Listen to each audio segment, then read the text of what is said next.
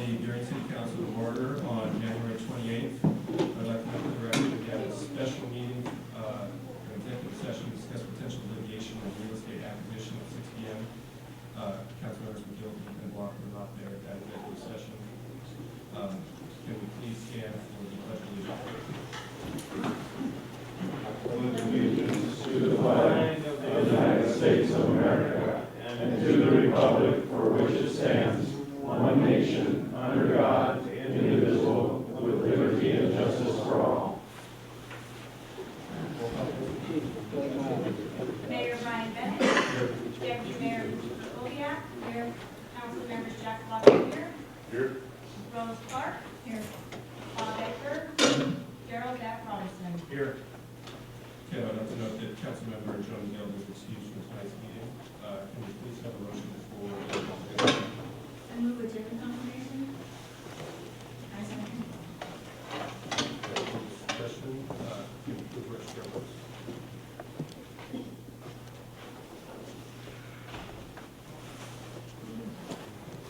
The agenda is confirmed unanimously.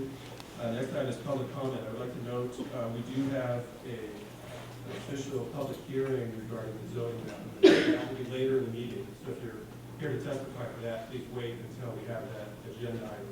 Right now, it's just a general public comment period, if anything that anyone would like to comment about. Please limit your comments for individuals to 3 minutes and members of groups or representatives of groups to 5 minutes. We've got a few people tonight, so I'll go ahead and read off the first 3. JJ Conley, Eileen Sisson, and Good Space Guy are the first 3.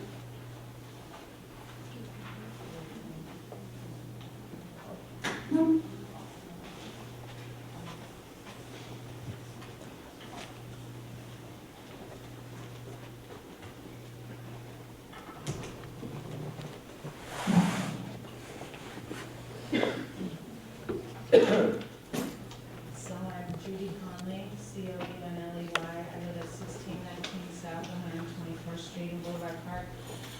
My comment complaint is graffiti in our area. I feel like I'm battling it on a daily basis. Burien is a complaint-only city, so for commercial properties and residential properties, unless somebody calls in and complains, they won't do anything about it. Sometimes it takes months for me to get graffiti off of areas, and it's just so frustrating and so discouraging. I know that I've loaded a lot of graffiti on them, but I feel like it should be taken care of in a more timely fashion. You know, in our area, there's, you know, SeaTac and Port of Seattle, and I finally, after months of searching, found out who to specifically call for those places, and they can get their areas cleaned up quicker than we can. You know, and it's really frustrating. And an example, you know, I'm trying to get 14th cleaned up because it's Southern Heights. There's a crosswalk sign. And I know there's a crosswalk sign there, and I always miss it. And so I was like, why am I always missing it? So I looked up, and we couldn't even see the crosswalks, the sign, you know, saying that there was a crosswalk. Well, I called and complained, because there is a complaint on the city. And, you know, they were out there, and it was all cleaned up the next day. And I feel like if they can get out there to clean up that pole and, you know, get their tools out to clear the sign, why can't they get out there and clear the graffiti that the kids have to walk by to school every day? And I don't know, that's just what I have to say. And I see that there's this waste management discussion thing. You know, they're part of the problem too. I think that 80% of the dumpsters in Burien are tagged with graffiti. And so I called them. They have to have a complaint from the owner. So then I'm talking to Jim Bibby, and Waste Management gives him cans of spray paint to paint their dumpsters, when I think it should be their, you know, issue to clean. They should have to clean that. So when you guys are discussing that, maybe that should be something in your contract, that they have to keep the dumpsters clean. You know, Big Lots over there, it's taped. I've complained since August. I've put a complaint for that, and it's still there. So I don't know, that's what I have to say. I just hope that some kind of solution can be made. And, you know, if it's giving me a roller to do it and giving me the okay to go clean up the telephone poles and stuff like that, I would personally do it, but I just think that there's too many little hoops that I have to go through to get that brush in my hand, because it's somebody's job I'm taking away, you know? And that's another thing too with the telephone poles, you know, they don't know who they belong to.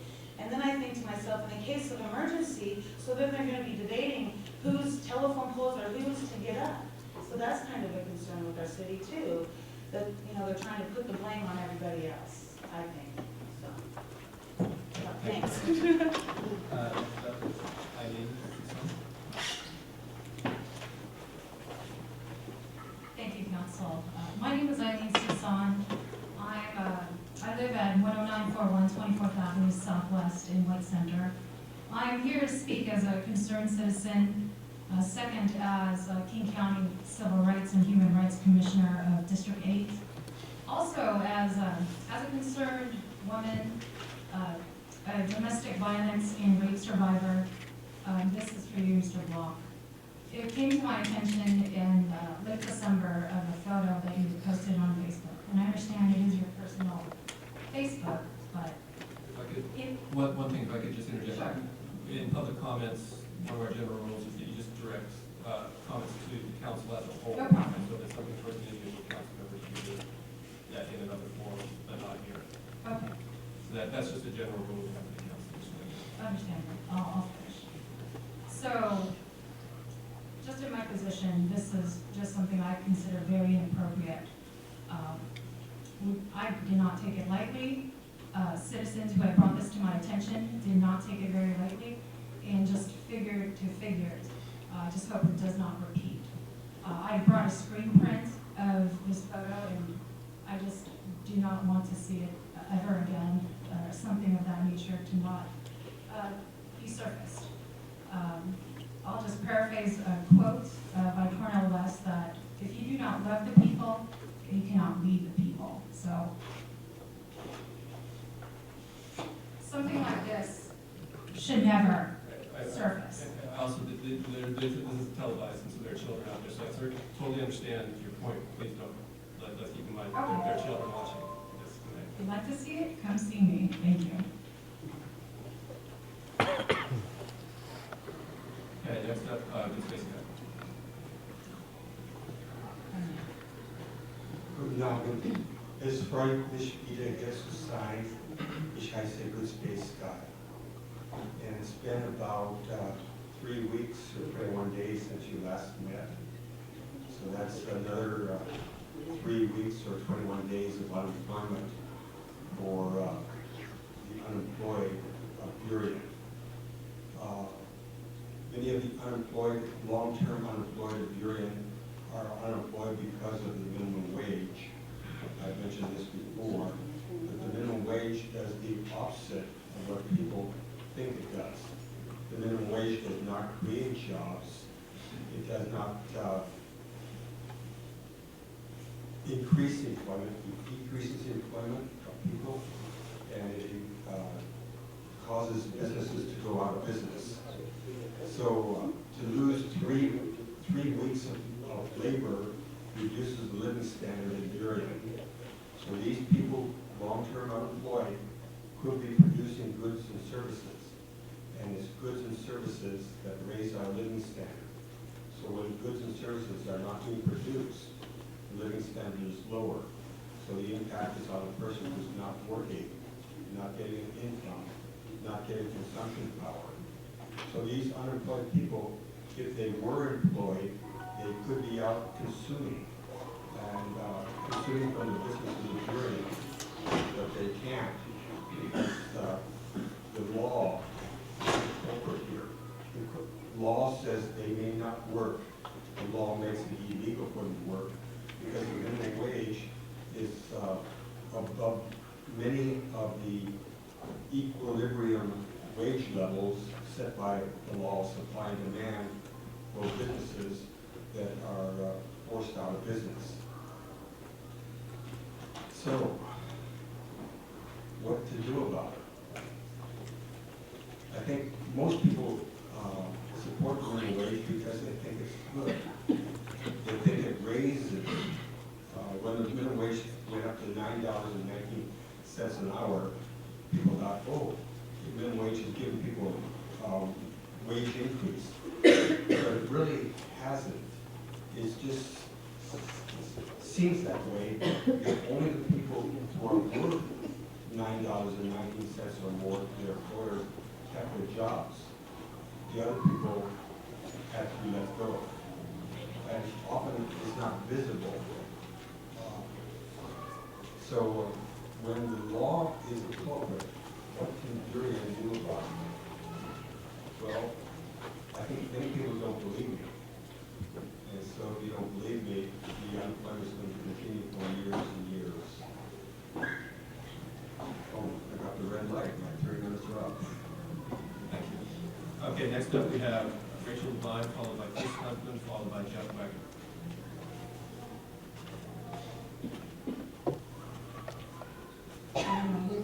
My name is Rachel Levine. I live at 430 South 124th Street in Burien. And I'm here tonight just to thank you as the Burien City Council for the fine letter that you sent to the King County Library System asking that there be an opportunity for receiving community involvement and community input into the process of building the new library in White Center. I just attended part of the American Library Association meeting in downtown Seattle, and at the Convention Center actually, and one of the main things was how libraries can help build community through providing places for conversations to take place, for people to meet in safe environments where they can actually examine what the visions are that people have for their communities and what they would like to see happen. So I really commend you for writing that letter, and I hope that we will get that opportunity. One other little postscript. As a citizen of the city of Burien, I'm hoping that you've had a chance to examine your policies in terms of who needs to be here in taking votes on very important issues. I hope you have examined that and will have a policy in place so that those of us that are represented by every single one of you will come here and know that we have people representing all of us, all of us, all of us are your constituents. Thank you very much. Thank you. Next up, Chris Huntman.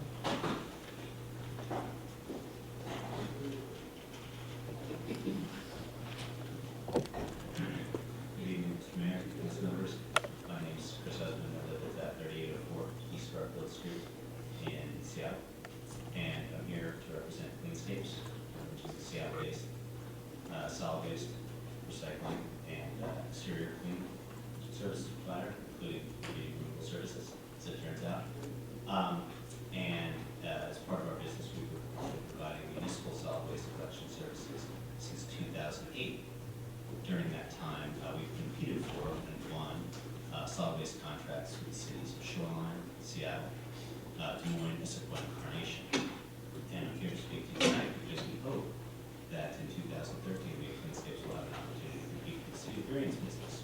To that end, you'll be reviewing tonight an agenda bill to discuss and determine whether or not to extend Waste Management's current contract, I believe. And Waste Management's an excellent company.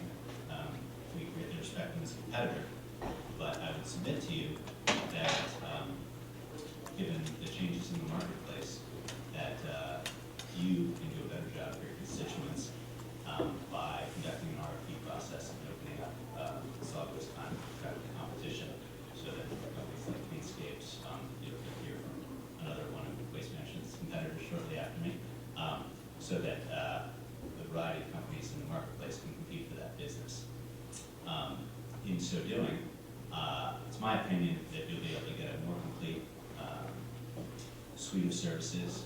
You're going to be able to bring new trucks and equipment to the city, and you're going to be able to expand the customer education offerings available to your constituents. And I believe you can do that all at prices that are equal to or more likely lower than what your customers up here are paying now. The reason for that, I think, is just the market is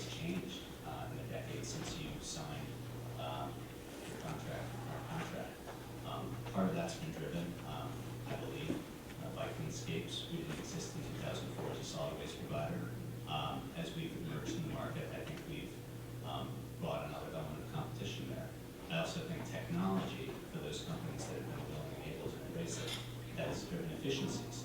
And the benefit of those efficiencies, whether it's truck technology, fueling technology, routing technologies, has driven higher level of service and greater value for the cities that contract for those services. So I think Burien's in a great spot right now to be evaluating whether or not to conduct an RFP process. Obviously, I hope that you do so. And if you do, we will respond aggressively to that opportunity. I've left some materials with the city clerk. They're going to get distributed to all of you. And again, thanks for your time. And please feel free to contact me. My contact information is in the material. Thanks. Thank you.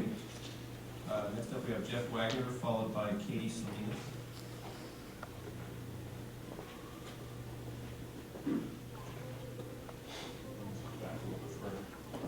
Good evening, Mayor Bennett and fellow council members. My name is Jeff Wagner. I'm the Municipal Relationship Manager with Public Services, and I reside at 18819 Southeast 262nd Street in Covington, Washington. On your agenda tonight is to discuss whether to extend your current contract with Waste Management or look at other options. Basically, we reviewed your current contract, and we would encourage you to go out for a competitive bid process rather than extend your current contract with your current solid waste provider. We agree with what Chris from Cleanscapes has said. Now is the time to look at some key services and we provide additional services and resources for your city, your business, and most importantly, your citizens. With these tough economic times, we can work with your city to provide increased admin fees or an additional revenue stream to help with your streets fund and other programs such as graffiti removal. We believe in family wage jobs. The Public Services has an excellent history of labor relations in Washington. We understand that by negotiating in good faith with our Teamster drivers, we can avoid any interruption of service in your city. We encourage the city of Burien to provide an open process and to go out for bid. Competition is high and we are an excellent option to consider. We look forward to the opportunity to work with you on this process by starting now. Thank you for your time. And if you have any further questions, please feel free to contact me. Thank you. Thank you. Katie Salinas.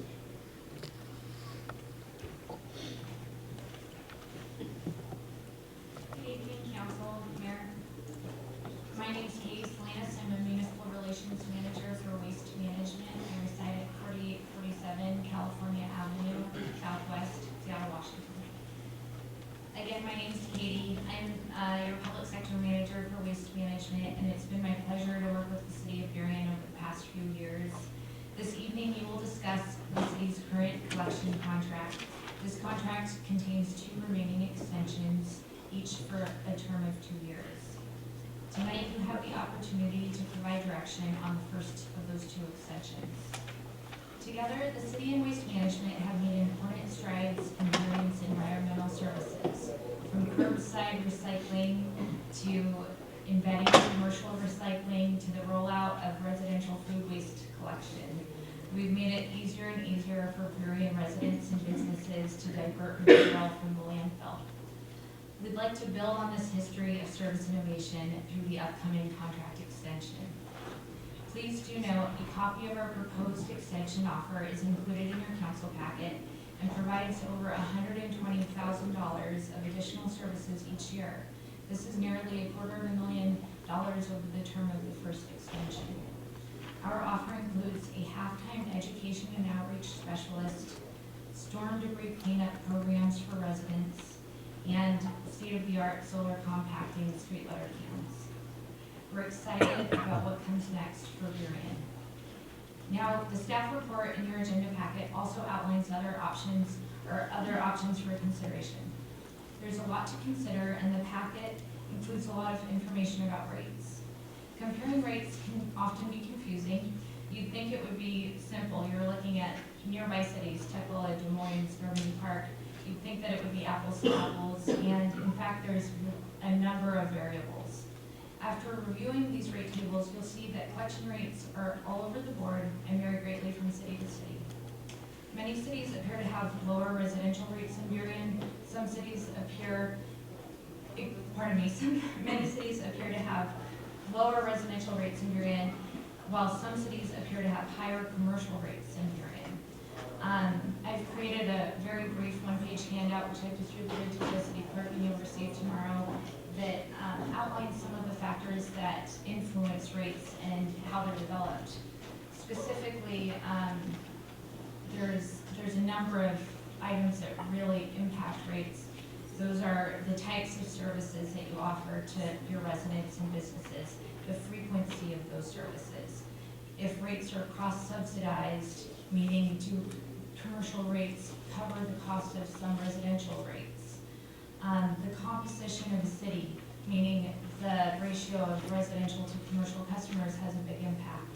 The rate design, many cities design their rate structure so that certain cart sizes are more cost-effective than others in order to encourage diversion. And then also, city franchise and administrative fees have a big impact on rates as well. All of these are outlined in the handout which you'll receive. There's a lot to consider, which is why this evening I respectfully request that the council opt to exercise the next 2-year extension. The extension offer is generous, providing new resources to assist Burien residents and businesses with maximizing waste reduction and recycling efforts. You can be confident that Waste Management will continue to be a reliable service provider, a community partner, and Burien's recycling champion. In conclusion, I am joined tonight by our local district manager, Greg Hale, and our director of operations, Rob Sherman. We'll be here throughout the duration of the meeting, and we're happy to answer any questions that may come up. Thank you. Thank you very much. Next up, we have Clinton Thompson.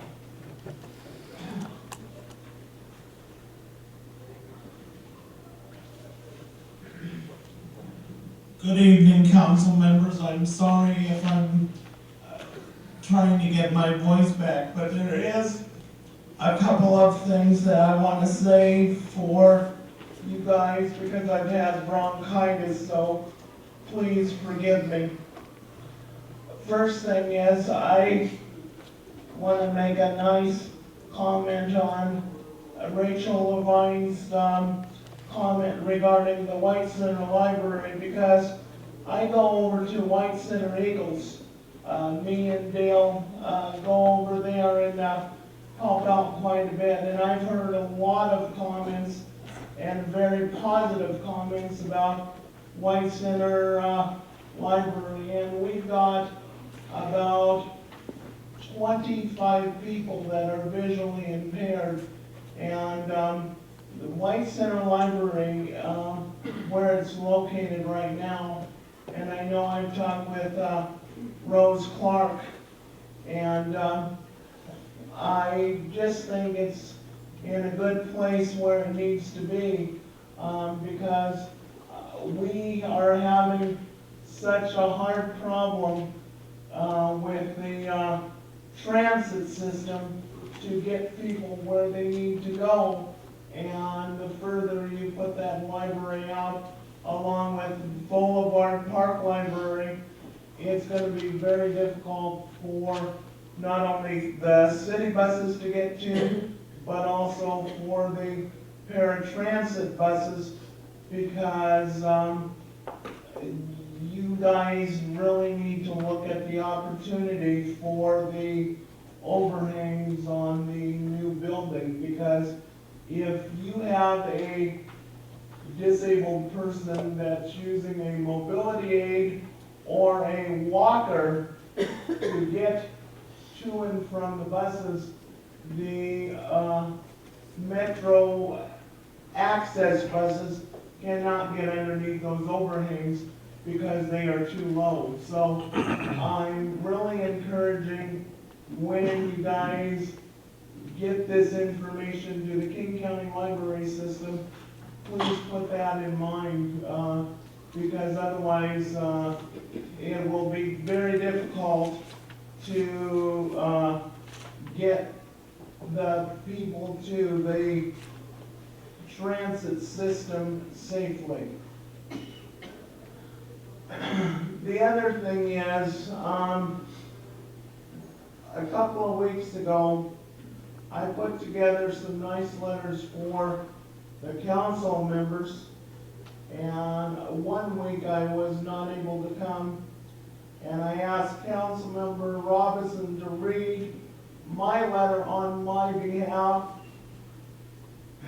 But there is something that I need to let people know. Because I have a vision impairment, I had asked him to read it. I am not one of his clients, and I'm just tired of the negativity, because I work very hard as a volunteer, not only for the Burien Police Department, but also for the council, and when I hear negativity, it really makes me upset. Thank you very much. Thank you, Mr. Thompson. Okay, that brings us to the end of the individuals who have signed up so far. If anyone else would like to testify, please go ahead and assemble at the microphone. And I don't see anyone going up there, so I'll dispense with further instructions. We can move on to the next agenda item, which is correspondence for the record. There are a number of emails and letters that are available for review in the package, which is available online for everyone to review. Next agenda item is the agenda. Could we please get a motion? I move approval of the consent agenda. Second. Can we please register our votes? Consent agenda is approved unanimously. That brings us to our business agenda. The first item tonight is a presentation of the Arts Commission and the 2013-2014 Public Art Plan.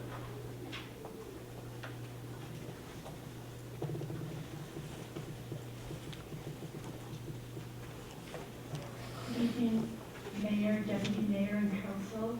I'm Debbie Zemke, Recreation Manager, and I'm pleased to introduce Arts Commissioner and Public Art Chair Andrea Ray, who will be making the presentation on the Public Art Plan with Cultural Arts Supervisor Gina Collins. Hi, thank you very much, Mr. Mayor and council members and citizens.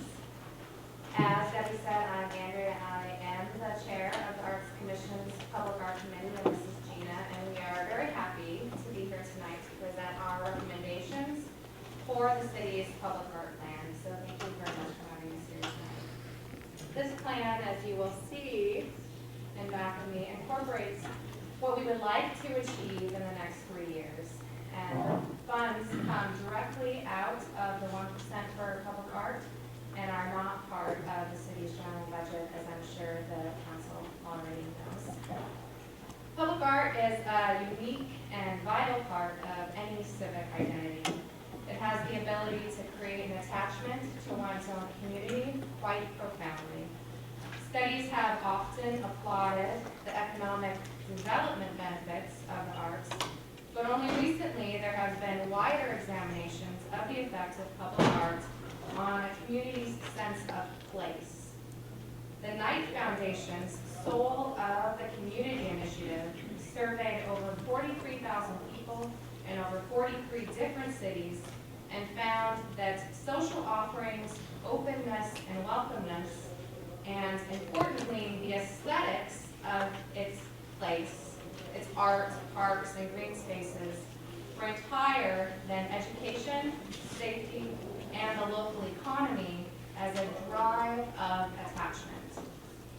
Now, in no way do I believe that the intention of the survey was to diminish education, safety, or the economy as factors that impact one's quality of life or a desire to call any particular place home.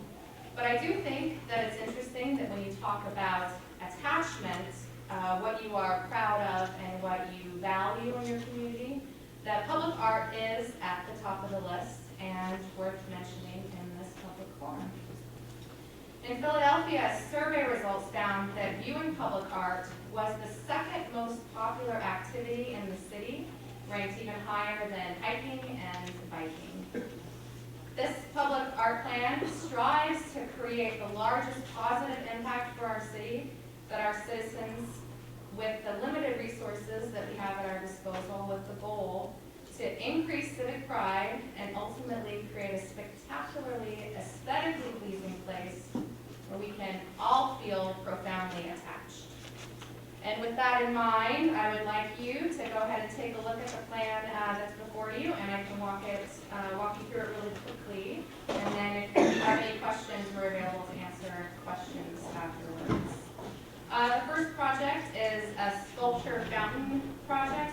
be in the atrium outside the Burien Community Center's entryway, and it would be fabricated by the students at the Puget Sound Skills Center.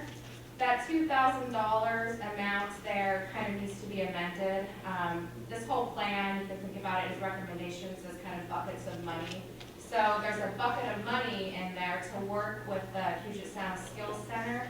We don't think that this particular project will actually cost $2,000, but that money is set aside there to work with the kids and work with the program at the Puget Sound Skills Center. The next project is the Seahurst Park sculpture removal.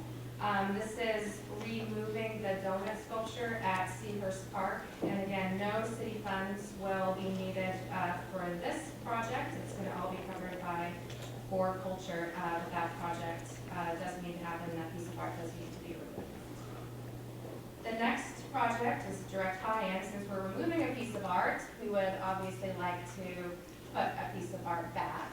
So it would be a smaller scale piece of art that would go into Seahurst Park, and again, it's yet to be determined what it is, but there's a bucket of money set aside there. It's our recommendation that we put something in its place once that donut sculpture is removed. Next is the Ambom Corridor artwork. So this is to install artwork along the Ambom corridor.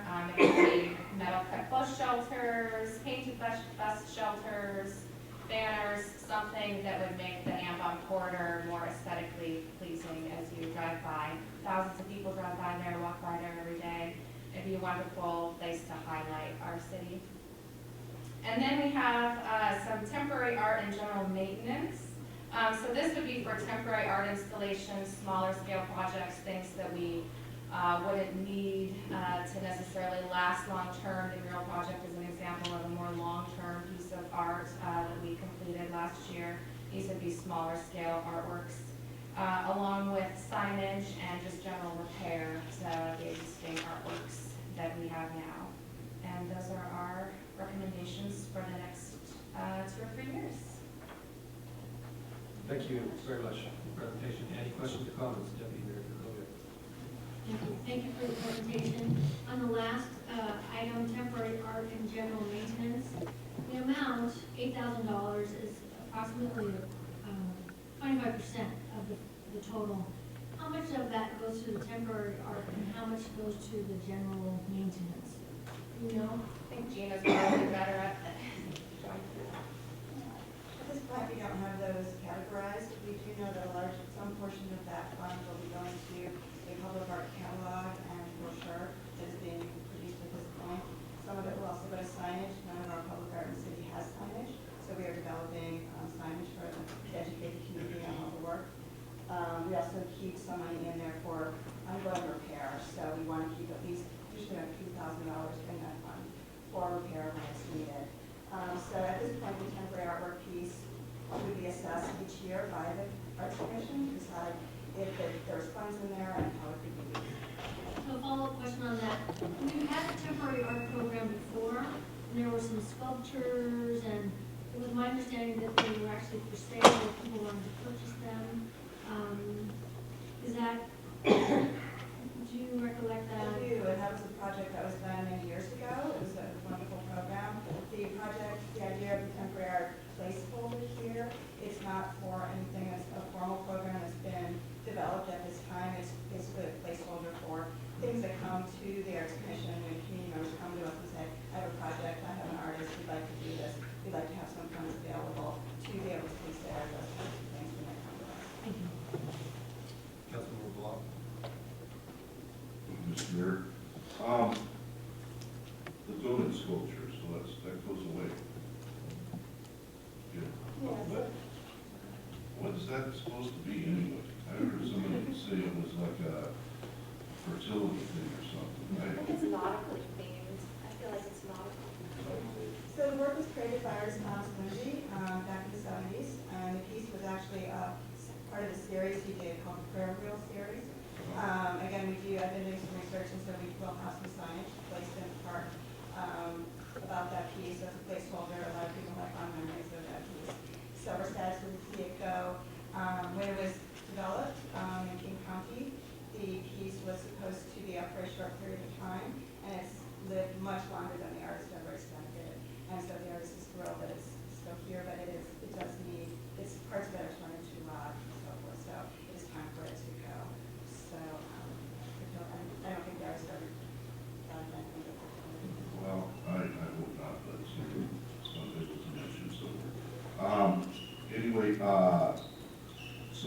away to King County takes possession of it again?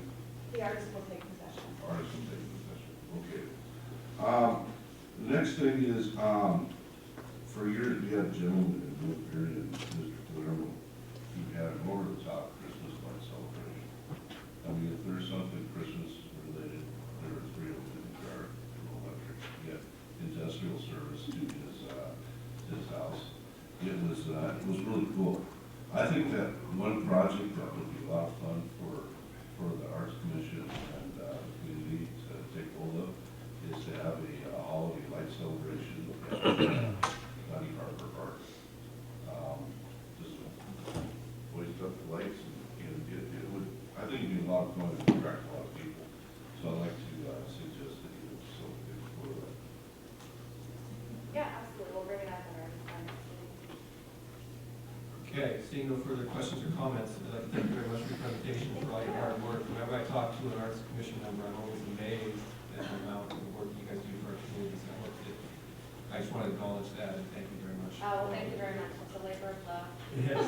Thank you. And so with that, we have the recommendation, I think, or the options are to approve it, not approve, or provide additional direction, and to place it on the consent agenda for approval. We have consent to place it on the consent agenda. Okay, I see that, so we can move forward with that. That brings us to our next business agenda item, which is a discussion of the 2013 to 2020 interlocal agreement with King County for jail services. Good evening, Mr. Mayor, members of the council. Kim Cross, Finance Director. The purpose of this agenda item is to discuss the 2013 to 2020 interlocal agreement with King County for jail services. The 2002 to 2012 interlocal agreement with King County for jail services expired at the end of 2012. Even though the city's main misdemeanor jail is SCORE, the city is interested in continuing to have a contract with King County for miscellaneous jail services. The term of the new jail interlocal agreement is from 2013 to 2020.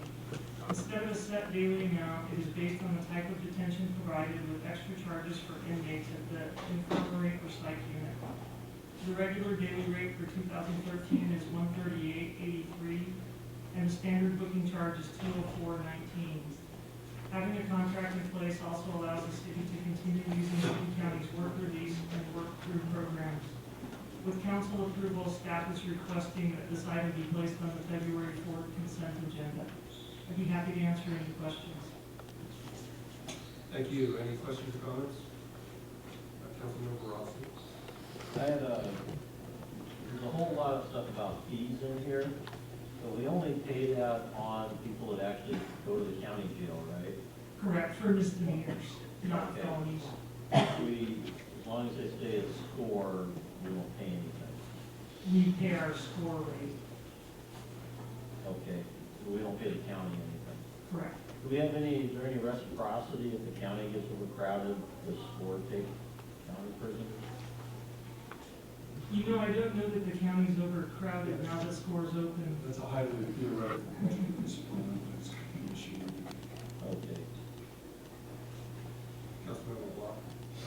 I don't have any other questions. Yeah, what's the current rate for sport versus King County per inmate per day? You know, we're not paying a daily rate, we pay a monthly rate based on our percentage ownership. So we're paying approximately $360,000. Yes, our percentage of ownership is supposed to cover how many inmates? Yeah, we have a 4% ownership. I don't know exactly, but it's right around $110 a day. Okay, let's figure 4% ownership, I'm sorry, no 4% before the annexation, so it's probably around 6 now or so. So 6% of an 800-bed facility in the 40 beds. Our daily average is well below 20. Right, our daily average is in the neighborhood of 10 to 12. Okay, so do we have consensus to go ahead and place this on the February 4th consent agenda? Okay, seeing that consensus. Next item we have is a review of revisions to the city council policies and procedures. Councilmember, Mayor Bennett, council members, if I could suggest that you move, just pull this one off and put it at the bottom of the agenda, or at the bottom of your business agenda here. It's probably the one that can be most easily moved should you get into a protracted discussion of some of these other ones. Okay, happy to do that. Do we have any concerns for doing that?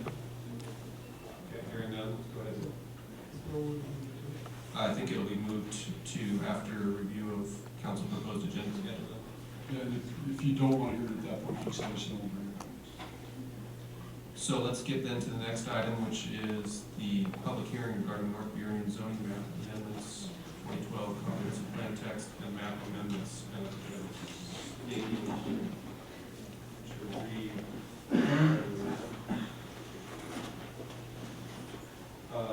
okay, we'll see your planner, Chip Davis, please describe the matter under consideration. Mr. Mayor, before we begin, I just want to point out that the planner who's been almost exclusively working on this was unable to attend that for medical reasons. Chip Davis, our senior planner, has stepped in. He's not as intimately versed with this as David Johansson was. It's our understanding that tonight, after taking the testimony, we'll take those comments, we'll probably put them in addition to a matrix and come back to you future council meeting for you to consider that. So I'm explaining why, as we're going to have David here tonight, and Chip graciously offered this morning to step in. Mr. Davis, thank you very much for heroically stepping in. Thank you. It's in big shoes, but he's got them. Good evening, Mayor, Deputy Mayor, and council members. My name is Chip Davis. I'm a senior planner, and tonight we will be conducting a public hearing on the proposed North Burien zoning map amendments and the 2012 comprehensive plan text and map amendments. On November 5th, the City Council received a presentation from the staff which provided background information and an overview of the proposed amendments and rezones. This presentation followed an extensive review process with the Planning Commission, which consisted of 18 meetings, 2 open houses, and 2 public hearings, at the conclusion of which the Planning Commission unanimously recommended the changes set forth in proposed ordinance number 573, which is attachment 1 beginning on page 205 of the packet.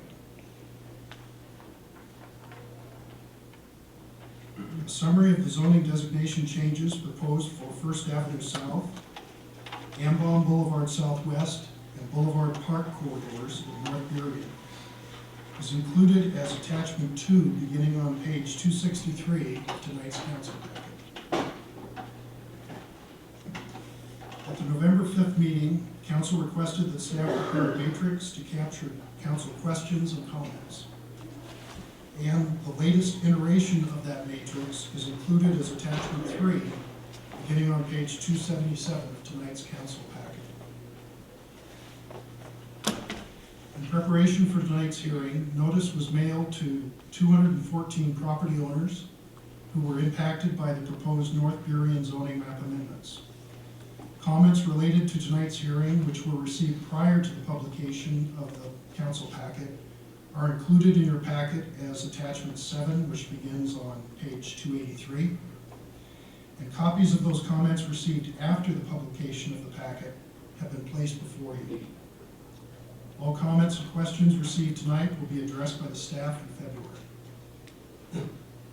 Thank you, Mr. Davis. The public hearing is now open at 7:47 p.m. The following are the rules of order for conducting tonight's public hearing. All comments by citizens for and against the proposal shall come forward as I call your name. Any persons making comments shall first state their name and address for the record. Individuals will have 3 minutes to comment. Those representing a group or organization shall have 5 minutes. These rules are intended to give every person an opportunity to be heard. So do we have a sign-in sheet? Once we get that, we'll start working through it. Councilmember Rossi. I noticed in the written comments we got that most of them you can't identify unless you have a big map with all the parcel numbers. You can't identify which property it is. So I would ask if from staff or the people speaking, we can get a reference to the matrix that we got so we can identify what property somebody's speaking about. Okay. So, noted for the public and for staff, we've got a substantial list this evening, so please, we're going to try to keep everyone on time so everyone gets a chance to comment. I'll call the first three individuals so you can settle. First is, if I can read it correctly, Troy Schmiel, I think, followed by Good Space Guy, followed by Judy and John Jim.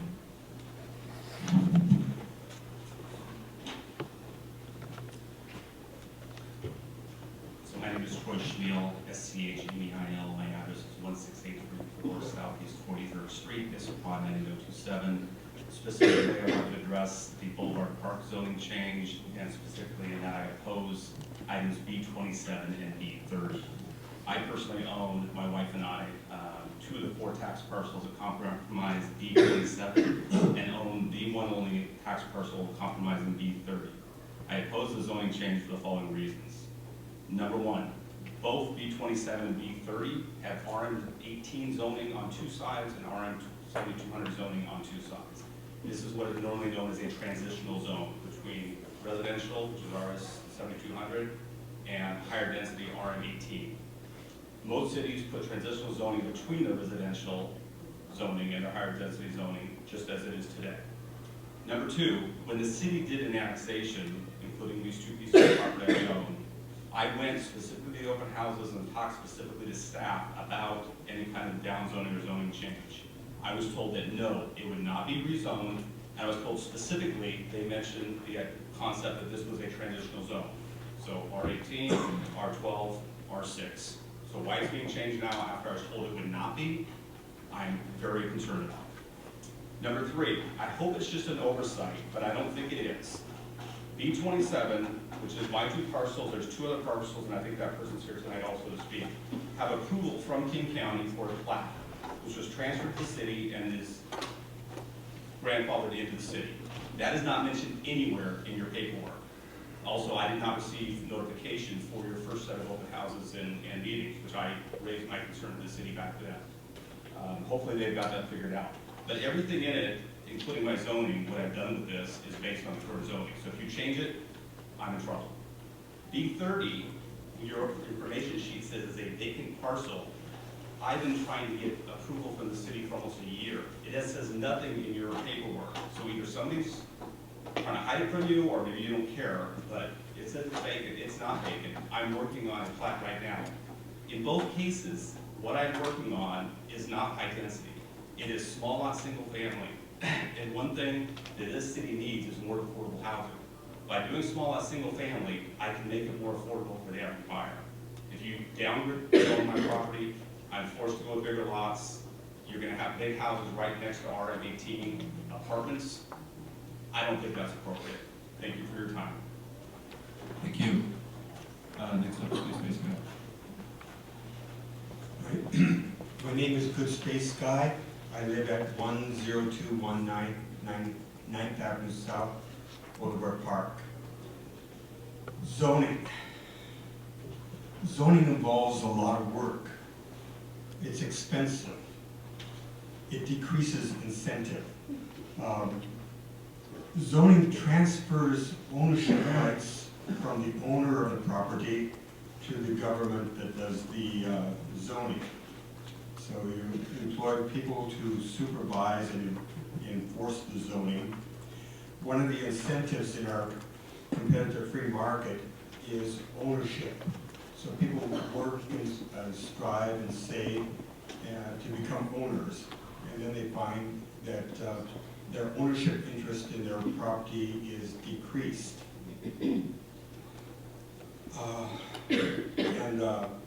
They are not the decision makers about what they think is their property. The government is the decision maker. As an amateur astronomer, I am really impressed by the competitive free market. The competitive free market provides the highest living standard of any system that I know about. The Soviet Union was a gigantic nation of gigantic plans, and the planners usually get it wrong, so the Soviet Union collapsed. Zoning tells people what they cannot do. So they have an idea to improve their life or to improve their property, and the zoning is wrong. And so it's hard to raise the living standard when zoning interferes with your project for improving your property. I find I'm opposed to zoning, and I'm opposed to the Growth Management Act. I'd like to see the abolishment of the Growth Management Act, which is planning for our state, and I'd like to see the end of zoning for Burien. There's one city that I understand in the United States doesn't have zoning, and that is the city of Houston in Texas. So most of my experience has been living under zoning. I'm wondering if the living standard would be improved by less zoning. Thank you. Thank you. Next up we have Judy and John Zhang, followed by Justine Edgar, followed by Robert Howard.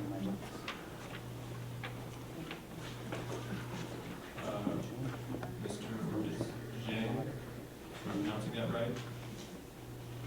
Z-H-A-N-G. Okay. Justine Edgar. No, I think she did. Yeah. He tried to come speak here, but he cannot make it. He just called me just like Okay, so yeah. Would you like to testify then, or? Because he had. Okay, not Yeah. yet. Okay, we'll follow up then. Okay, Ms. Edgar.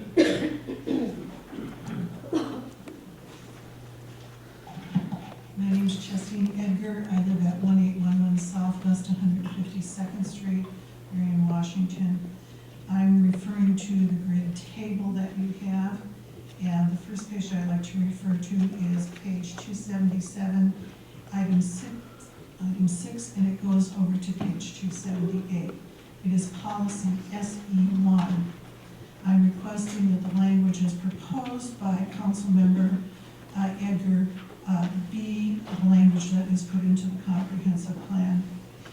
This refers to language that comes from the environmental impact statement that is chapter 5 of your current comprehensive plan. It is the standing environmental statement, and the language Mr. Edgar proposed to put in is consistent with that. That environmental impact statement has been in existence since 1997. The Department of Ecology has okayed it for work on major plans.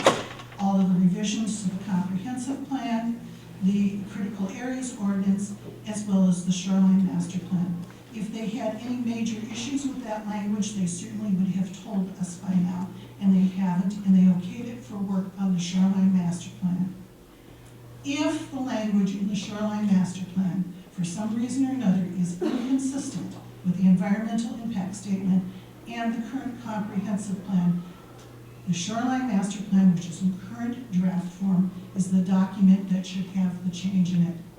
Okay, it is the one that has the inconsistency, and it's currently a draft. Okay, the environmental impact statement, the one in your comprehensive plan, the one backs up the critical areas ordinance, and the previous shoreline master plan has been previously vetted by the Department of Ecology. Item number 2, there is no inconsistency. The inconsistency may be in the shoreline master plan. It can be fixed. Okay, next page, page 278. And I'm speaking for a group, the Lake Burien neighborhood. Page 278, policy EV1 3, okay?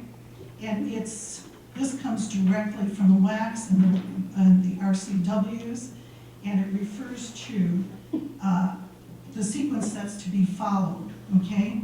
And the sequence that's to be followed, the first item is not to attempt to avoid. It states clearly in the state documents that you are to avoid. So attempt to avoid should be changed. Attempt to should be crossed out, and it should say avoid is how it should begin. The third item is on page 280 in the matrix table. It refers to policy PI 16 through 19. It's titled Land Use Conflicts. I believe that title is incorrect, and it probably should refer to inconsistencies. Conflict suggests that you've already engaged yourself in some kind of legal battle. Okay, these are inconsistencies that are being discussed. Those inconsistencies are based on understanding the order that comprehensive plans are developed in. In developing a comprehensive plan, first an environmental impact statement is developed. A comprehensive plan is specifically for the purpose of talking about land use, okay, and how it will be used. The environmental impact statement sets some guidelines for how lands can be used. Once that statement is developed, then the text is developed, okay? And that is the written part of it with the policies. Only after those two pieces are put in place is then the map developed and any other subsequent maps. So there is an order in that development. And anytime a map is inconsistent, you need to go back to what was the original intent of the text. Now, if you remove all of these as suggested, essentially there is no guidance any longer for how this is to be attended to. The guidance disappears. And then it becomes a conflict that ends up in the courts. There's no reason that that should happen. These are things that can simply be resolved if the inconsistencies are addressed with citizens and the staff in how they were developed and the process that was followed. They should remain in. They explain how the policies interact with the maps. To remove them, then there is no longer any language in the document that explains how to deal with those inconsistencies. Thank you for your time. Thank you, Ms. Edgar. Next up we have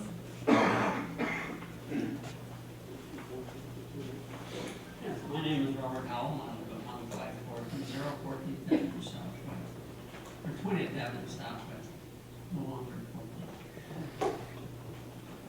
With regards to the Burien comprehensive plan, we're requesting that the environmental impact statement for the comp plan be respected and reflected in the policies relating to land use for planning area 2, known as the Ruth Dykeman Children's Center. Policy SE 1.3 should clearly state that any proposed future changes in use to the area should ensure that only visual public access to the lake be allowed in order to protect the water quality. Okay, next up we have, make out the last name, McDaniel.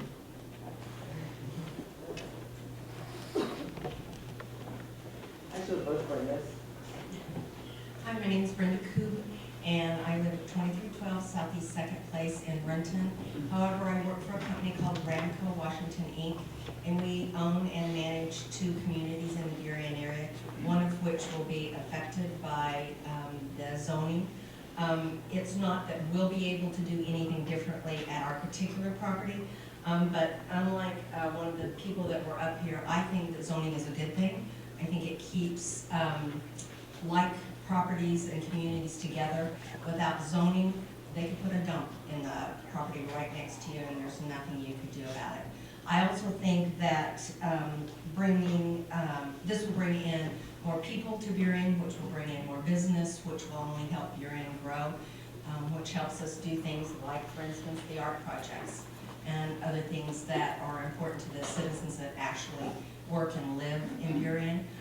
I've managed, this is the 10th property that I've managed over about a 6-year period in Burien, and so I'm very vested in what happens in this area. Brenda McDaniel is the manager of the 2 sites that we have here, and so we just wanted to come in and show our support. So thank you. Thank you. Okay, so we're down to the last 3 people signed up. And I also can't fully make out this next name. I believe the first name is Chet, and the last name is Yu, followed by Canton Taub and Fred Brun.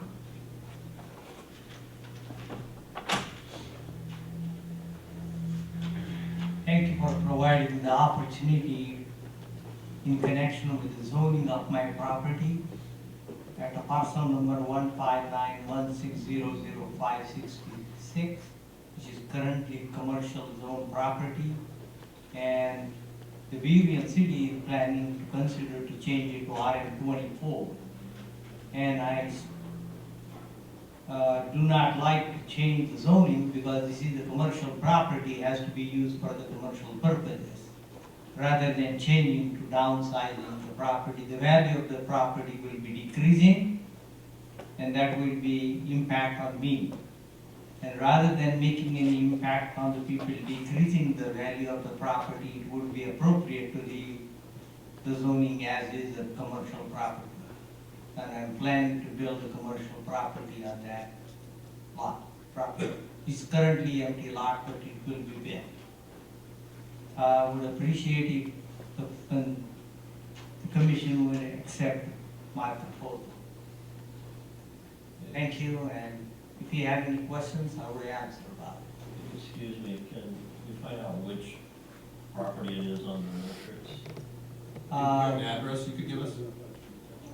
Address it, I think, it is at 11604 114th Avenue.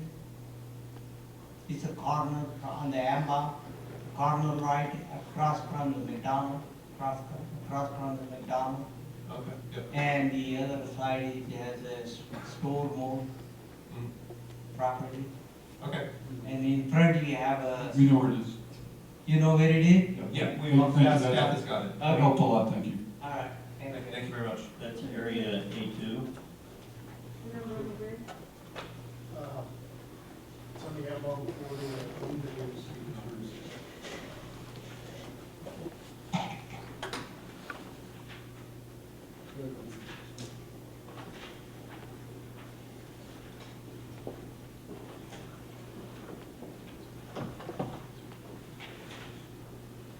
Yes, it is. A2? That's correct. You too. Thank you. Okay, next up, thank you. Good evening. My name is Ken Tanta. I do not want my property with the parcel number 0257 0002 and parcel number 0257 003 RM12 Gent to RS7200. I already obtained approval from King County on March 30th, 2009, to subdivide 2 parcels into 16 resident lots in the R12 zone. If my 2 parcels of property are rezoned, I will not able to subdivide the land into the planned 16 residential lot. I have spent much expensive and effort over 5 years prepare this subdivision. Since the above subdivision was legally approved on March 30th, 2009, I do not think it is just or fair to rezone this property and prevent me from developing it as I had intended. Thank you for your time. Thank you.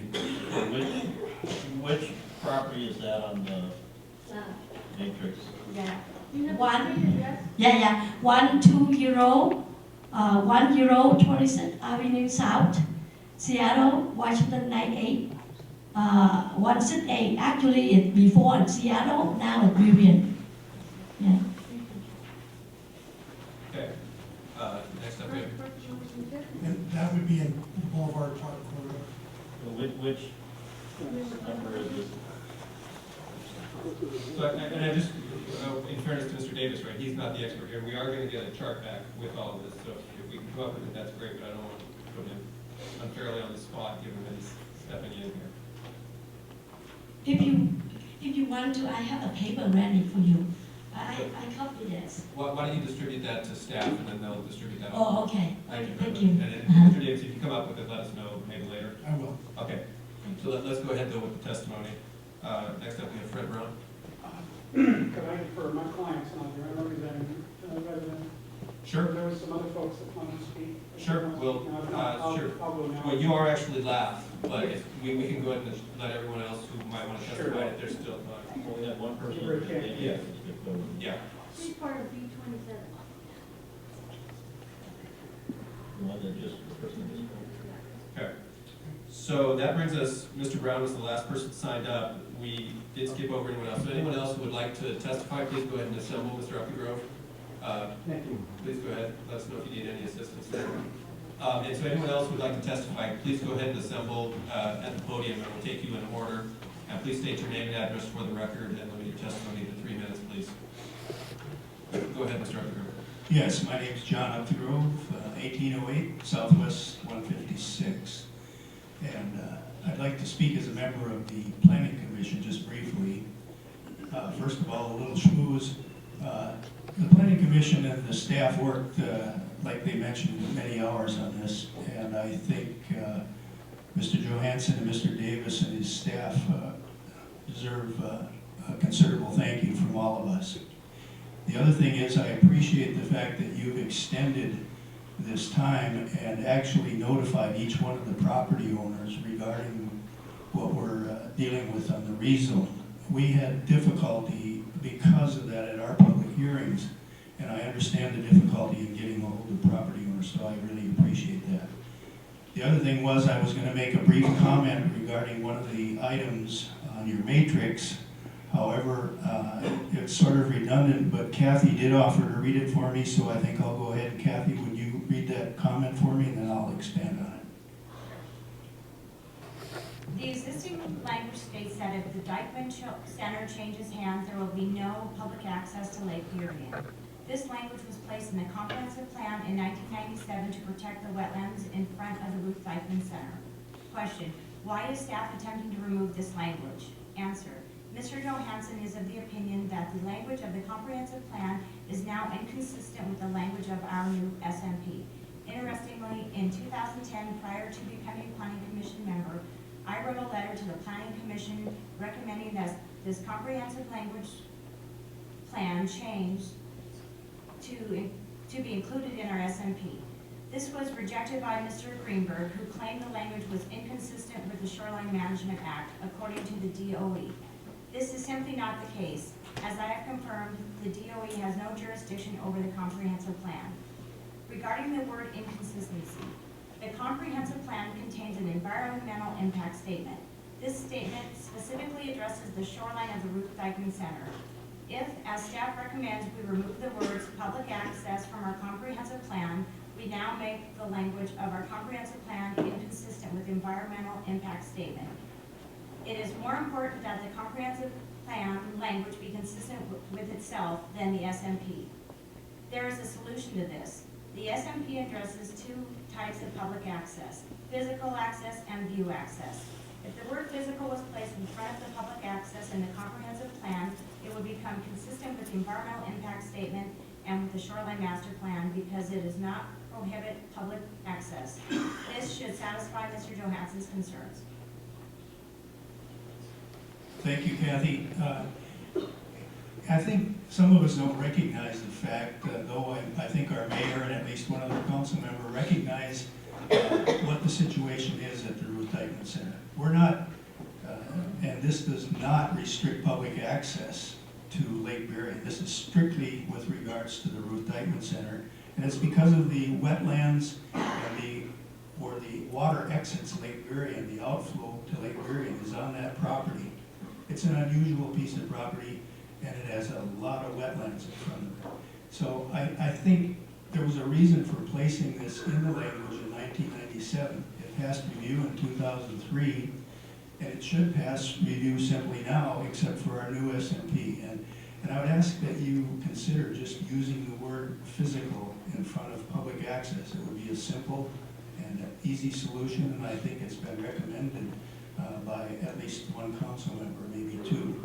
So I appreciate your attention, and again, thanks for holding this public hearing for the property owners. Thank you. Thank you, Mr. Updegrove. Next up. I'm Judy Conley. I live at 1619 South 124th Street. And I just just want to say about the zoning, I think people love to come to Burien and live in Burien because of our large property sizes. And I think it's sad that they're getting divided and, you know, houses are going closer together. You know, we're getting a lot of urban gardeners that are wanting to move into our community, and I think they're good people to have in it, but our properties are just getting smaller and smaller because we're just trying to compact, you know, more houses in there. And I personally think that, you know, we're a small town, city next to a great big city, so I think we have a lot to offer people that, you know, want big properties, and we're losing them because we're subdividing them, so, thank you. Thank you. Is there anyone else who would like to testify? Please go ahead. On the microphone.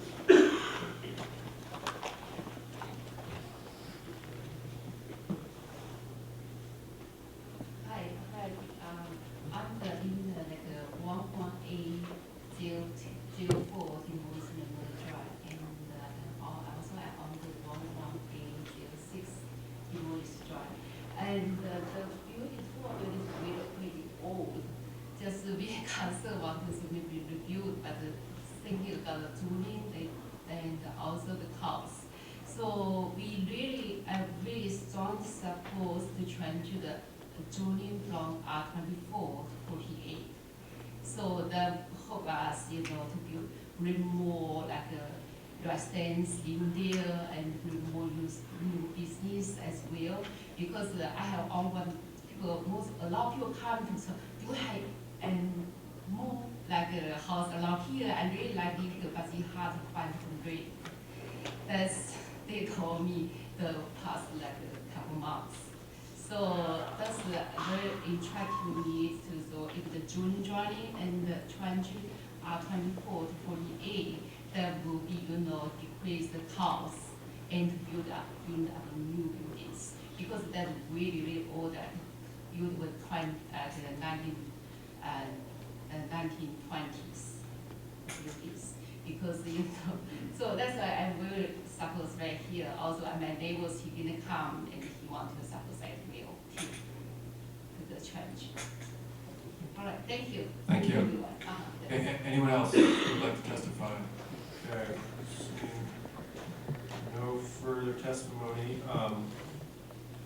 The public hearing is closed. Would you like to testify? Yes. Okay, please go ahead. I'm Frederick.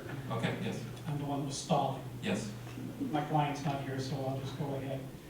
Ladies and gentlemen of the council, Mr. Mayor, my name is Fred Brown. I reside at 22903 68th Avenue West, Montlake Terrace, Washington, 98043. I'm here representing Winnie Lyons, who owns, resides, and operates a state-licensed adult family home on and in the property located at 13205 12th Avenue Southwest, Burien, 98146. Ms. Lyons has owned the property since 2004, and since purchasing has always had an interest in subdividing the property. She contacted me recently and asked me to investigate the possibility of an addition to the existing residence and the possibility of subdividing the property. The current property zoning is RS 12,000 and would not allow the property to be subdivided. It is my opinion that the property current zoning of RS 12,000 is inconsistent with and does not implement the city's comprehensive plan. The property should be allowed to be subdivided. I've given the clerk a copy of the packet that I prepared for you all tonight. She'll get shortly, so I won't read a lot of the other language that's in here just to save time. But I would like to continue by saying the current zoning map, as well as the current version of the land use map, what the city refers to as LU1, shows the property as RS 12,000. It is clear that the current published comprehensive plan and the current implementing development regulations, LU1, the land zoning map, are inconsistent with each other with respect to the area known as the Northwest Burien, and more specifically the area west of Ambon and west of 12th, east of Salmon Creek and Cedars Parks. The Planning Commission and staff proposed language to resolve this conflict with respect to cluster housing. And I won't read that language. It's to be added to the section 2.0 introduction section. I'd agree with the assessment and the proposed language and would respectively submit alternative language. The language that's there now puts the council in the middle of deciding each and every rezone that might be requested in this area that I've described by putting it on the docket. Using the LU2 map as the guidelines for council to consider each and every rezone that might be, oops, there goes my light. So my proposal would be to put some sort of an overlay on there that would allow staff to review those with the advent of your new critical areas ordinances. I think that can control and solve the concerns of the city. Thank you.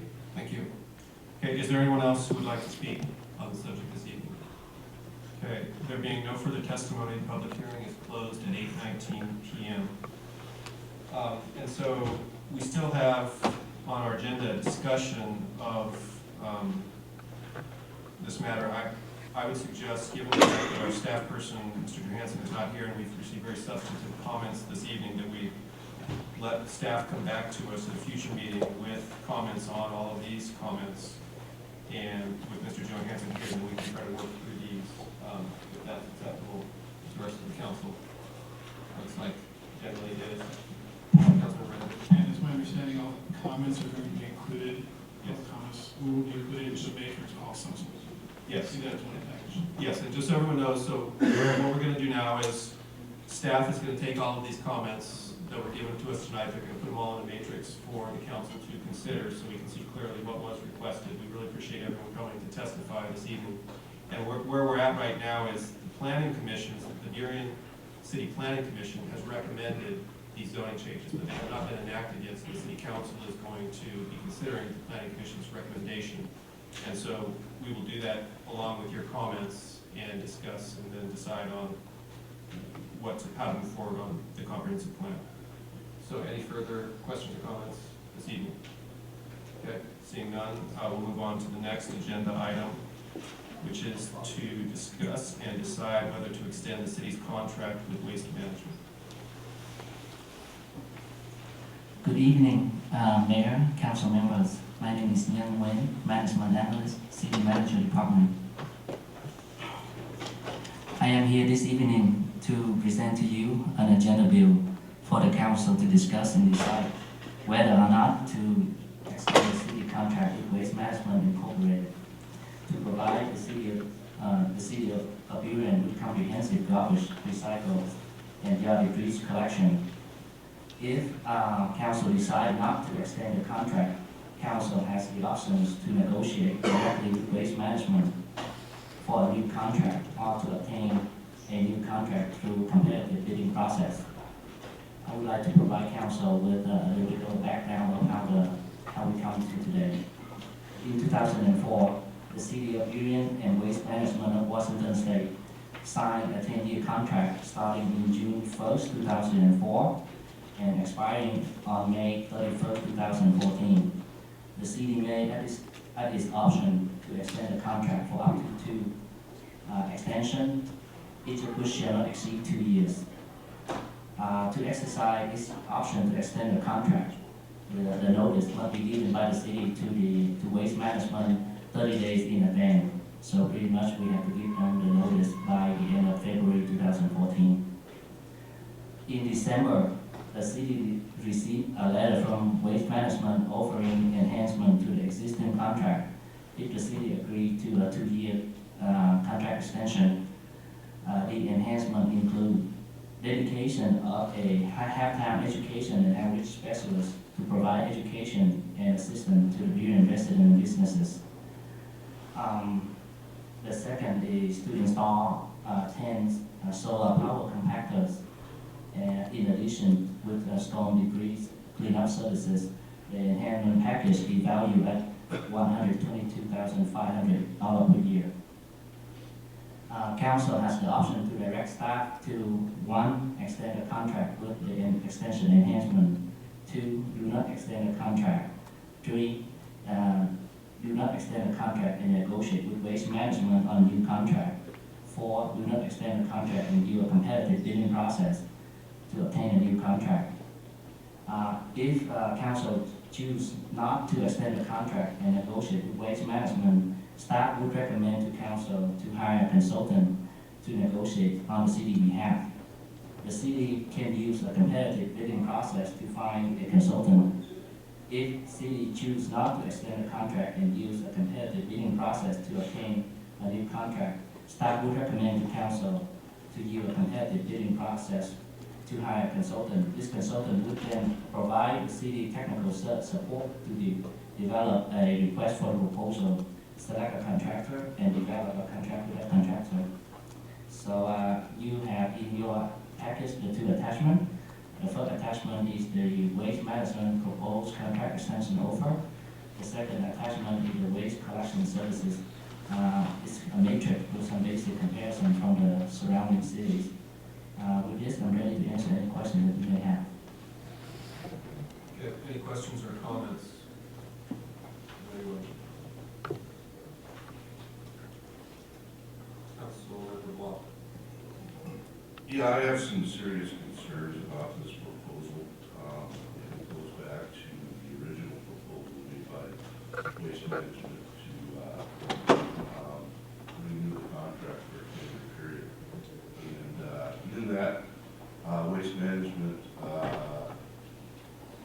ostensibly their reasoning was to allow them to capitalize the cost of adding compressed natural gas trucks to their fleet to service period. And there's some things that are interesting within that. First of all, having been in the transportation business for 34 years since I was 15, it doesn't make sense to operate a fleet with more than one fuel. Waste Management has invested millions of dollars to convert their fleet and to put a facility, a public facility in place in South Park. The other thing that kind of got my attention was that coming home from work and seeing all the Waste Management trucks that light at 146 and they're all CNG powered. Quite frankly, I feel like I was lied to in this initial proposal, which was made in 2011. They made a offer to slightly increase our franchise fee, and that was it for 10 years ago. Council quite wisely decided to reject this and go with a competitive bidding process because it would be in the interest of the citizens of Burien. Now we see this new proposal, which offers a few little tidbits, like solar power compactors, which really aren't going to affect Burien's residents a whole lot, and storm debris removal. Basically, we're not getting anything near what we should for the value of this contract. We're talking about an exclusive right to haul Burien solid waste at a substantial benefit to the companies involved. Going on to the chart that Mr. Burien put together on page 297 of our package, we see a significant difference in rates for different cities. And especially significant is the fact that they range from 52% to 50% less than the city of Burien. We're paying the highest rates in the area for solid waste.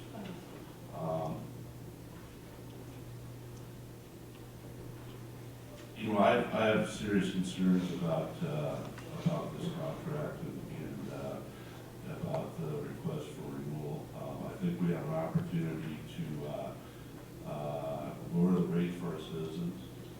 $5 to $10 a month may not seem like a significant amount of money to most of us, but to those that are on a fixed income, it's a lot of money. We have an opportunity to do that. We have an opportunity to request service enhancements. For instance, there are some contractors I've heard that offer street sweeping and snow removal and graffiti removal. So it's an opportunity to explore those options within the contract. And also there's the issue of franchise fees. And this is a fee that the contractor pays to the city for the right to haul our solid waste.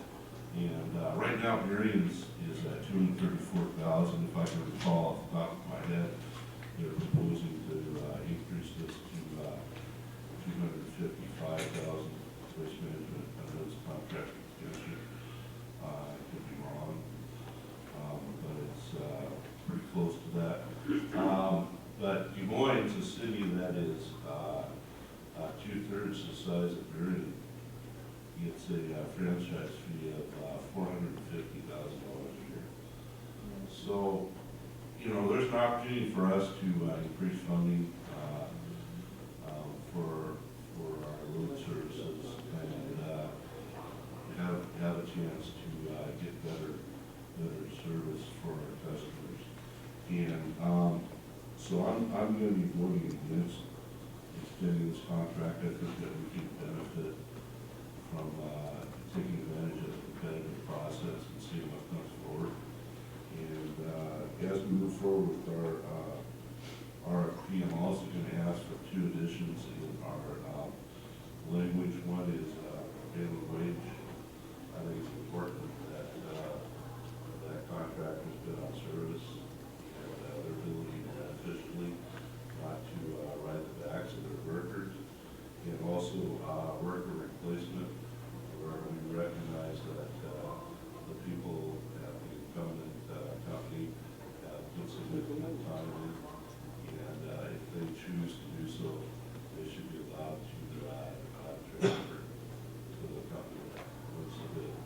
So I think it's in Burion's best interest to go forward with the RFP and take advantage of the competitive bidding process. Thank you. Councilmember Robinson. My concern with the extension is that we're looking to extend out the contract at the highest rate of the ones we got comparisons on for more typical households. It's the highest of the 8 cities. It's the highest of the 4 cities that Waste Management serves. For larger residential and for the commercial, it's the top half of rates for both the all 8 cities and for the 4 that Waste Management serves. And I'm not sure this is the best thing to do to just go and give them an extension on what is already seems to be a well above average rate. So, are you in favor then of adoption of reform, the competitive bidding process? Yes. Okay. Any further thoughts on what we should do here? We've got 4 options.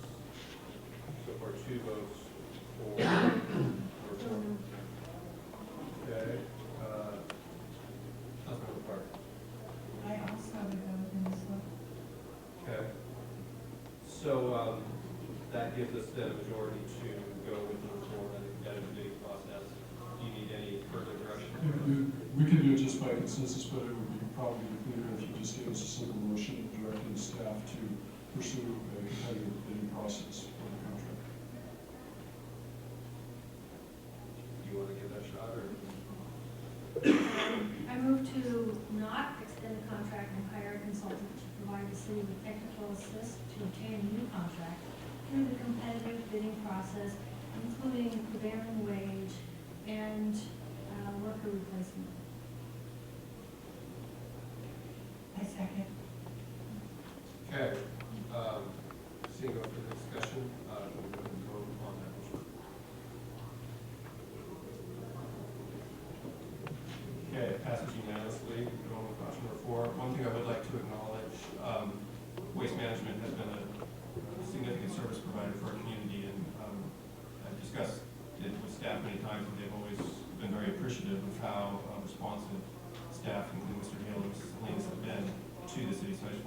acknowledge that and thank them for that. As far as the RFP process, I think we're going to have substantial discussions about that. One comment we did have tonight, of course, was about some heat removal, so that's certainly something that we would, I know I've talked to constituents about, and maybe something we'd be interested in getting service providers' thoughts on whether that's something that they can provide for us. The first thing we'll do is we'll get an RFP for a consultant to conduct the RFP process, so we're ready for doing that now. Okay.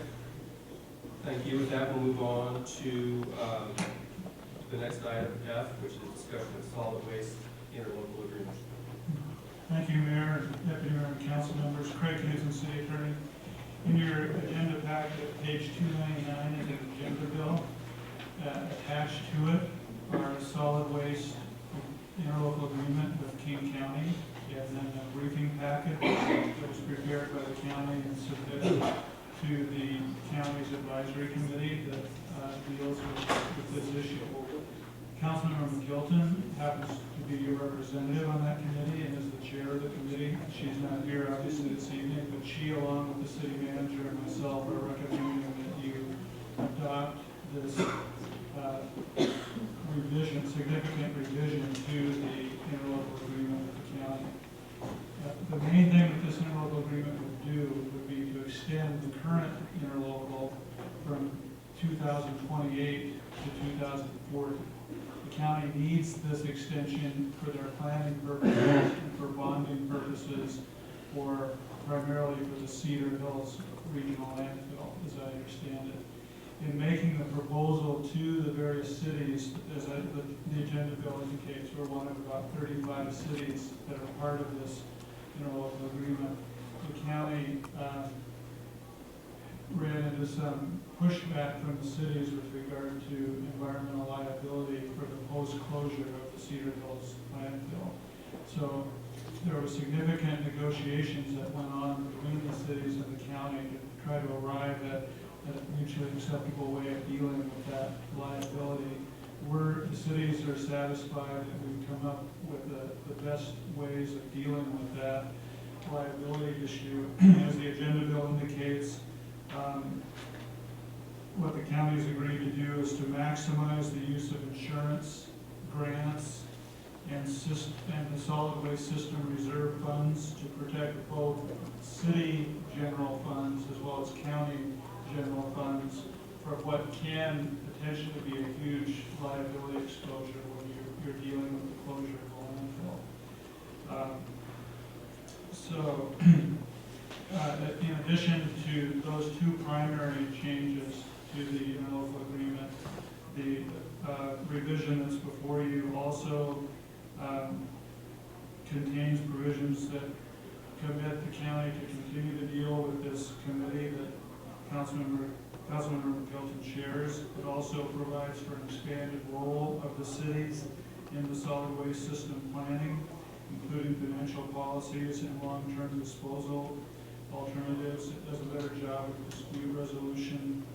It recognizes that there is a need for some transfer system improvements to be made, and it also deals with mitigation of impacts of cities that either have a landfill within their or near their board boundaries or are impacted by the solid waste system.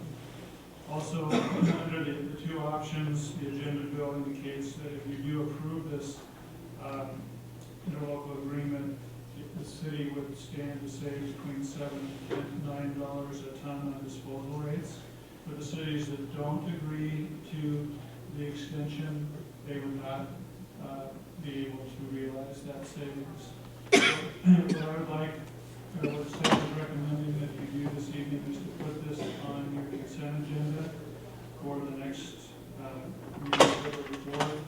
In the meantime, the county would like us to at least give them an expression of non-binding intent by the end of this month, so that they, for their planning purposes, they have an idea of how many cities look like they'll go along with this. The county doesn't plan to take the final agreement to the county council until late April. So the way we've worded the motion that we would like you to adopt on the consent agenda is that you authorize the city manager to sign this interlocal agreement in substantially the form that's before you, but if there are any minor revisions, provided the county council approves it, that the manager would be authorized to approve those as long as the city attorney has reviewed the minor revisions and they're acceptable. So with that, if there's consensus to put this on the consent agenda for February 4th, the city manager would go ahead and sign the non-binding statement of intent that would go to the council, the county this week. Thank you, Mr. Knudsen. Councilmember Blunt. Mr. Mayor, well, I have some questions about this. Okay. What is the county's present net to the general fund from the Cedar Hills landfill? I don't know the answer to that. I'd be kind of curious to know that, and also what their net per ton is. I'm sure we get those figures. Okay. The reason why I bring that up is, you know, within this agreement, I see this as something worked out between the cities and the county, and we have to recognize that the county gets a substantial amount of money for its general fund from the Cedar Hills landfill. However, it's important to point out that the Cedar Hills landfill is due to close in 2025. I understand there are a lot of private vendors that have their own landfills. I understand Republic and West Management both have their own landfills, and the going rate for transfer is $60 a ton to those private landfills. And anyway, that's roughly half the price of what we're paying now. So within that context, I think there's an opportunity to craft a win-win agreement for the county, the cities, and the residents in lower rates for transfer of garbage. I guarantee that the county will still receive its money for its general fund. It doesn't matter if it receives that in lieu fee for bypassing the Cedar Hills landfill, or whether it gets it from actually dumping it in the Cedar Hills landfill. And I think there's an opportunity for the city to increase its to put a dumping fee. So for instance, it's what I would view a win-win situation is contracting, diverting the garbage to a private contractor. The county's fee, let's say it's $15 a ton. They extract that, the city gets an appropriate fee, saving $15 a ton. I'm just throwing these out there. And then the residents get a $30 per ton reduction in their costs that's reflected in their rates. And the private contractor, it already has a profit built into that $60 per ton rate that they're charging. So everybody wins. So I'm bringing this up in the context that the focus of this group, I think, was just between the cities and the county. I'd like to have us ask them to explore and revisit this in a different context. Another benefit of this is that every ton of garbage that doesn't go into the Cedar Hills landfill is a ton of garbage that won't accumulate to the point where they have to shut it down. So we can forestall those costs of shutting down the facility by diverting some of the waste. So these are things I'd like to see us explore before we move forward with this, and see if other cities would be interested in doing so also. Councilmember Russell.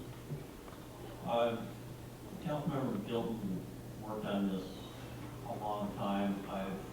Through my attendance at the PIC meetings, I've heard quite a bit of the discussion over this. I favor putting it on the consent agenda and approving it. If we're not going to do that, then any discussion should be held until Councilmember Gilton can participate. This is really about the impact on cities that host landfill stations and about the cost of shutting down Cedar Hills, which, as I understand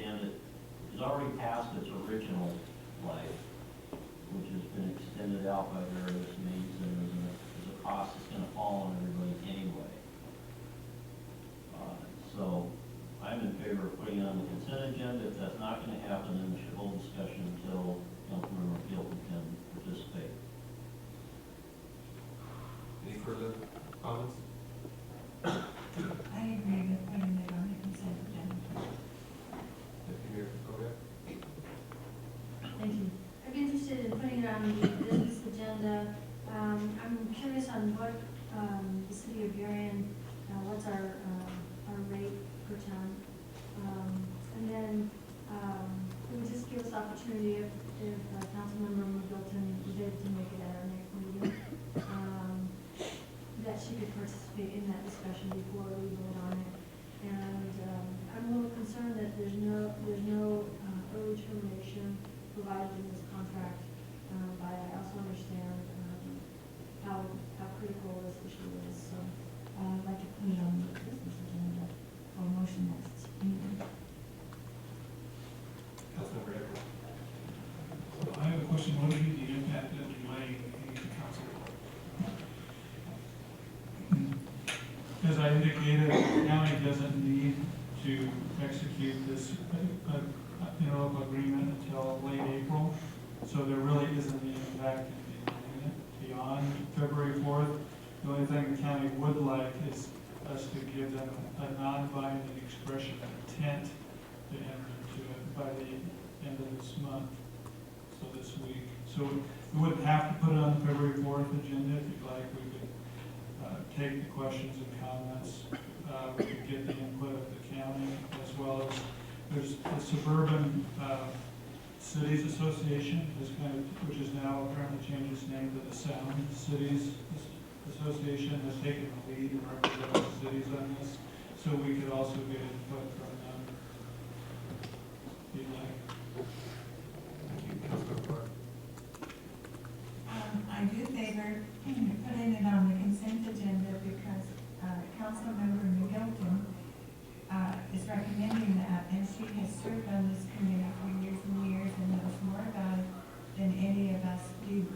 However, if it goes on the business agenda, I would rather it go on the business agenda when we have certainty that Councilmember Middleton will be able to attend the meeting. She is very ill. And I think we owe her the respect of waiting for her input into the things that Councilmember Block has brought up. Councilmember Rosa? I agree with Councilmember Clark, and I would propose and make a motion on it that we approve signature of the non-binding agreement, or non-binding statement, whatever you call it, so that we can get that taken care of, and then if we're gonna put it on the business agenda, do it when Councilmember Gilpin can be here, and we can have a proper discussion on it. Okay. So, do you want to make, so do we need a motion to get the non-binding? It sounds like we're gonna need a motion because we don't have a solid consensus. Okay. So, I'll just second Barry's motion. was Councilmember Ross's motion good enough?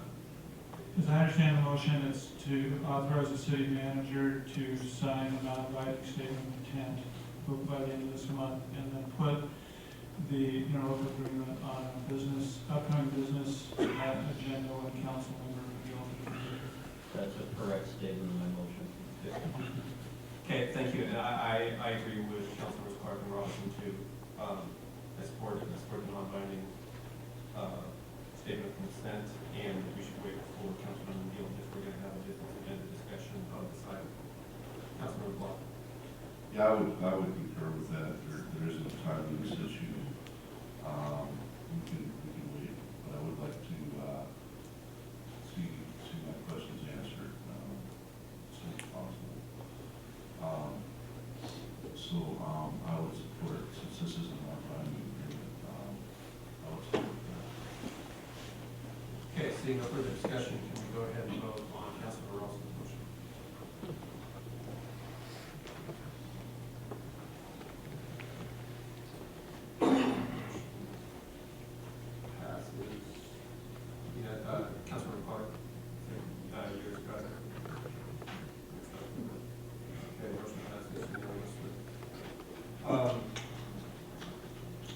brings us to 8G, a review of council proposed agenda schedule. I don't think we have a staff presentation, right? We just chat about what we'd like to see. Yeah, council may wish to include the subject of a retreat, as long as we're talking about schedules. Okay. Councilmember Robinson? Yes, I have two items I'd like to put on our agenda. One I'd like to get on as early as possible would be to take a look at creating city council districts and divide the city into electoral districts for council seats. And so I'd like to get that on for the earliest opportunity to give a staff presentation on that and discussion. Okay. You want to go get your second one? The second one is, I think, a little less urgent, but is to create a arts and culture district in downtown Burien and get that on our agenda for discussion and consideration, hopefully without too much delay. Okay. Councilmember Riker? I would like to, one of them is just the work study session. There's nothing shown for the February, March timeframe on most of them, but I think we do really have one tentative schedule. Was the question whether we have scheduled February or March? Yeah, it's not on the February or March listing for that week, or before they have it. It is on the calendar. It's on the calendar. Wasn't listed here. That was one thing. So, the other was, I would like us to allow some time for the council to have discussion on the economic development scope, the kinds of information that we'd be interested in having a consultant bring to us so that we can help our understanding of what are possible for economic development opportunities. Yes, I don't know what it should have been on there, I'm sorry. I intended to bring that to you, but Thank you. make sure it's on there. Councilmember Clark? I was going to support discussing city council districts and the arts and culture, thinking that they should both be on the study session agenda so that we have a good amount of time to discuss those. Deputy Mayor Burien? Thank you. I also support all four items that have been brought up by Councilmember Robinson and Councilmember Edgar. City council districts, staff presentation for discussion. We could also include with that different forms of government. And then the arts and culture district, from what I understand, that's I don't know if it merits a full study session, so it'd be interesting to hear from staff. Does it merit a full study session? How much information is involved with that process? I would be comfortable discussing that at a regular meeting and getting that going as soon as possible. The economic development scope for the consultant would be very useful discussion, and seeing the study session in March on our proposed agenda schedule. Looking forward to that. Thank you. Okay. One clarifying point. So I've got two requests from Councilmember Robinson and one from Councilmember Manager, economic development scope. Was there one that I missed there? Councilmember Riker? Acknowledging the study session. Okay. Okay. Councilmember Wall? Yeah, I'd support having a discussion on what the RFP will be for economic development study. Also, if we're going to be discussing the form of government issue, I think it's important that we have these discussions, that we are going into our 20th year, that we also have a discussion on whether or not we want to keep our present form of government or perhaps go with the elected mayor. So I think that's really appropriate as part of that discussion. And also, another thing is, we have a responsibility to make sure that our government continues to function, no matter what happens. And I'm concerned that at present, we don't have a succession plan if the city manager were to resign or be asked to leave. So I think it's important to have that in place. We have it in place for the mayor. Other organizations have that. It's part of the responsibility that we have for the citizens. So I think that we should have a discussion about that next month. I'd like to, one question like that, staff, so we already had a vote on the elected mayor issue. Is that something that can be brought up again? Council wishes. Okay. So, I support Councilmember Robinson's request. I support Councilmember Becker's request. I would have supported a discussion of an elected mayor. Unfortunately, Councilmember Block brought that up without any advance notice to the public, without any advance notice to staff, and without any advance notice to council. So I think that discussion has already, that vote has taken place. I think it was disrespectful to the public to not give them an opportunity to comment on it. It was disrespectful to staff. It was a very poor way to attempt to make policy. And I hope that it won't be done in the future. Councilor Rothman. I wanted to comment on the two items that have been kind of grafted onto my proposal for districting.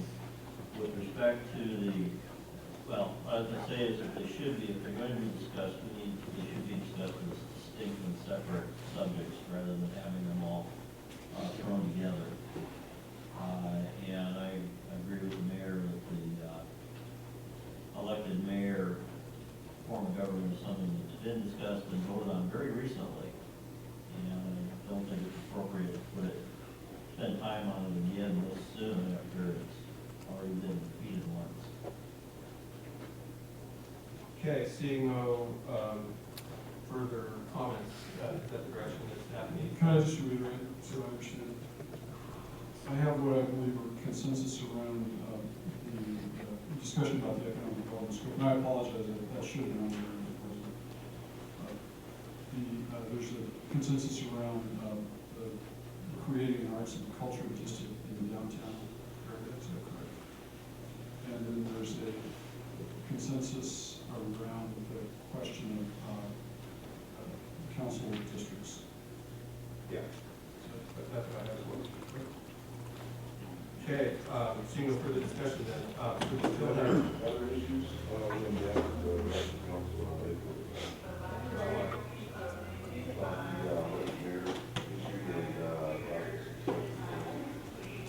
So if there are any other comments, I can see any request to comment. Councilmember Clark. Having been here for the discussion of the initial motion and then the discussion for the elected mayor, I feel that that issue has been discussed, it has been put to death. So I do not favor discussing that. I also do not favor discussing a succession plan until after we go through the process of the evaluation. So at that point in time, if we feel there is a need, then we could bring it back. But to do it before we do the evaluation is really putting the cart before the horse. Okay, any further comments? Okay, seeing none, we'll move on then. And so, Did council wish to comment all about the question of the retreat, the timing of the retreat? yes, so do we want to try to reschedule the retreat? Councilor Watson here. I think it's likely we will have councilman Milton present for at least a month, I guess. I was going to suggest maybe in the second or third week of March to make sure she's back and capable of holding. I agree, we have all 7 council present for the retreat.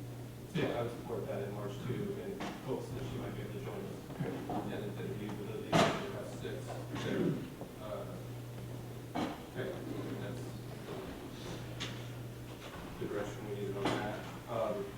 we still have, we postponed the review of city council policies and procedures. We're at 8:59 and we still have council reports. So I guess my recommendation would be to go ahead and table that for another meeting. Do you have any further thoughts on that?